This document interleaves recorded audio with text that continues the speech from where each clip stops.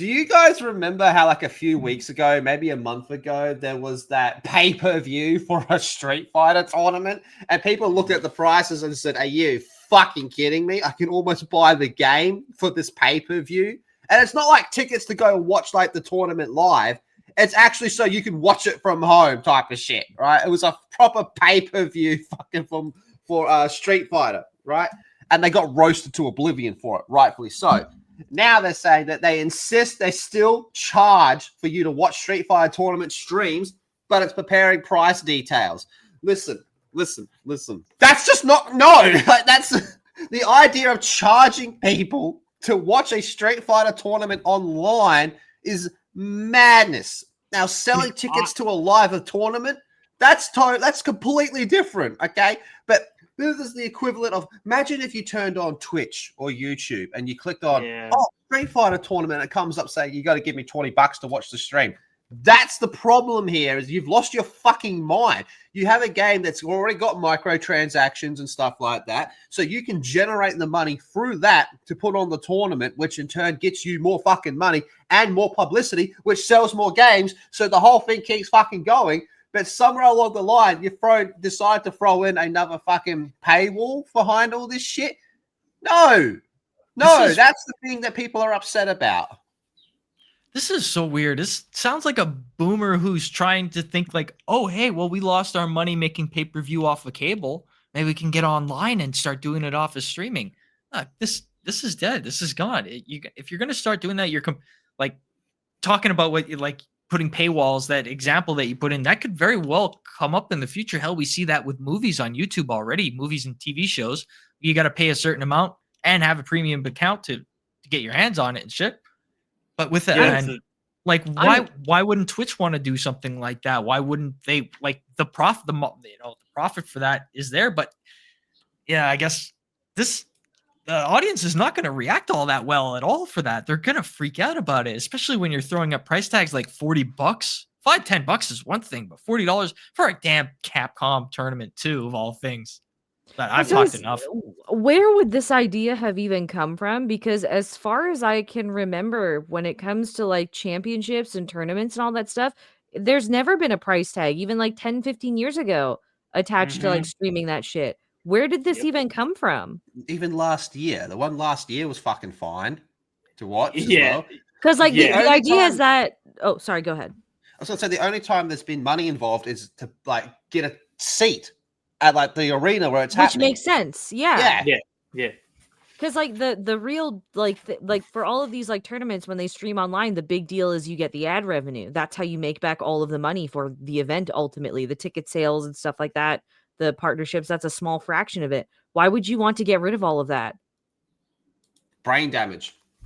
So it was announced during last month's Tokyo Game Show that the finals of the Capcom Cup 12 and Street Fighter Live World Championship will be streaming live via pay-per-view. The announcement stated that fans who wanted to watch the tournament finals online will have to pay $27 American to watch it on March 14th next year. And another said that $27 USD to watch the SFL World Championship again next year.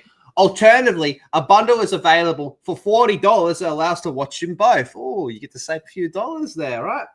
That was met with instant backlash from Street Fighter fans, which led to Capcom saying it was reviewing pricing with updated information regarding the pay-per-view broadcast, including the final pricing and additional context planned for end of October. Now, in an update posted on the official Capcom Fighter account on Twitter, the company has implied that this information may not be ready for by the end of the month and reiterated that pricing may still be under review. There will still be a price, and pay-per-view tickets will go on sale from November 12th as planned. Now, conspiracy brain time, there's people at Capcom that are full-blown fucking arguing over this, being like, look, I don't think this is going to fly. You got the greedy cunts saying, nah, charge that $27. You got people being like, look, maybe we can get away with like $5. And then you're going to have other people being like, dude, I just don't think you should be charging. And it just, to me, it just seems like there's a big internal argument going on, which is why they can't put out the details when they expected to. Yes, Vex. Question. Is this like coming out of like Capcom in Japan? Like, yes. Did They're Asians. They're not smart enough to realize how easy it is to pirate like pay-per-view stuff after just one person pays for it. No.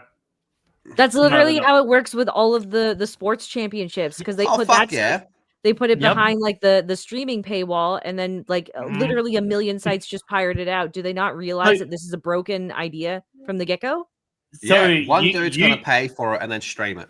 That's what I mean. Yeah. Or people are going to be live reacting to it, which again is also what people do for live sports and stuff like that. That's why YouTube, they kind of stopped. They didn't stop, but they don't do it as much. I don't know if you guys remember this a few years back, but Joe Weller and KSI, they had a boxing event and they charged for it through YouTube, and it was like a YouTube premium event, right? And people just pirated it. And so YouTube were like, oh, we're getting out of that market. And so this is gonna happen the same. The big one I remember was Conor McGregor versus Floyd Mayweather. Mayweather. Yeah, Mayweather. Yeah. And there was that one dude on Facebook that had like over 1 million fucking people watching him, and it was just him holding his phone to the TV like that. Yep. Yeah, it doesn't work. The beer in the back. That's always a classic. Let me ask this one question about it though. Is like when it comes to these tournaments and Capcom specifically for their Street Fighter stuff, where do they make money in this? Where else do they make money? Because as far as I hear from you guys and what I recall, they make sponsors. They're at a loss. Sponsors selling like in like seats to like the live event, whatever merch they sell in there, whatever fucking bundles they put in the shop in the actual game itself. All the ads, all that type of stuff. Yeah, it's like it's not like they don't not get Twitch subs and Kick subs and YouTube memberships and stuff. They get all that. They get fucking all that revenue and stuff as well, right? So they get there's but for the tournament, like the tournament, the event, the expenses that all cost, the ballots, does it compensate for all of it? A part of me thinks that it's not enough. And that they're trying to look at means to find more money out of it by sucking it wherever they can. And it's the same as putting on like a sporting event, you know, like, hey, whatever sport you're selling, here's a hat. You can only get at this one. You know, you get your 2025 Street Fighter Championship on it. But most of those pay-per-view events are like almost three figures, right? Well, yeah, it can be expensive to put on an event, which is why the goal is to make money back off it. But that just never seems to have been a problem. But I think that's the logic they're trying to have with Capcom here, and it's just not there. It's not the same field of play that they can do this on. It's not the same. No, you're right. It's not the same because it just doesn't work the same. But they also have the in-game shop as well, which is going to be fucking filled with Street Fighter 2025, 2026 championship. And they have the teams. Like some games, I'm not too sure on this one, but they'll have like each team will have like full COD, right? Like they got the phase guns, they got the optic guns, all that stuff, right? And so it's a little different because it's more like individual based, but it's same concept. Yeah, so there'll be stuff. There's probably banners and shit that you can buy every team and shit like that. I'm not too sure on it because I'm not that big. Yeah, there's a lot to it.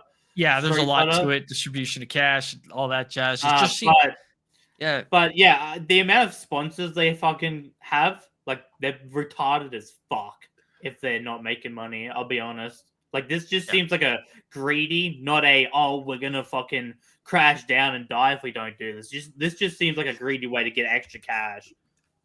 And if I'm remembering right, wasn't there like this big kerfuffle a few months ago where, and I'm pretty sure it was Street Fighter, where first place got a lot of money and then second place was like a fucking 80% drop in terms of prize pool, and it just got like more and more ridiculous and stuff like that.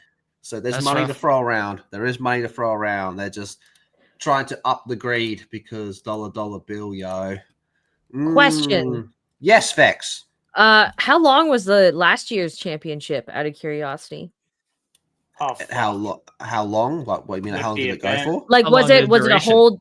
Yeah, like was it a single day thing? Was it a multi-day thing? Oh no, these things can go for a while. Well, we'll just call it a weekend. Okay, so like we're looking like 24 to 48 hours, probably. Put it this way: HCS was a weekend. Okay, that's HCS though. I'm thinking, like Street Fighter. I would imagine it would be a lot shorter.